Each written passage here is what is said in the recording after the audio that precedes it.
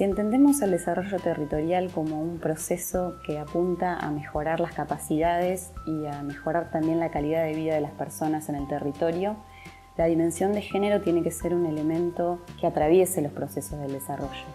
No venimos de esas experiencias, venimos de que el género ha sido un tema siempre en los márgenes, en los bordes, incómodo, difícil de abordar,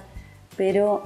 tenemos que animarnos a impulsar las estrategias y la perspectiva de género, incorporarla en los procesos,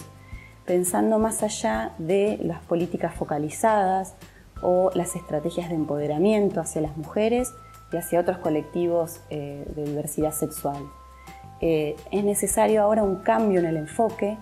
seguir trabajando en políticas de empoderamiento, pero también transversalizar el género.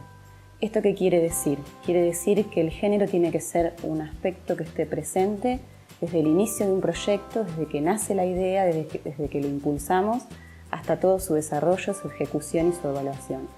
Así, de esta manera, el desarrollo también incorpora una dimensión que tiene que ver con generar una sociedad cada vez más justa y más equitativa para todos y todas. En el caso específico del proyecto de Guipúzcoa Sarean, el género es interesante empezar a plantearlo o explicitarlo como pregunta,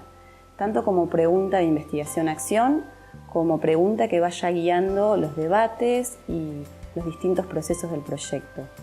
Si estamos pensando que este proyecto plantea un nuevo modelo de gobernanza, sería muy necesario empezar a pensar la gobernanza también como una gobernanza sensible al género,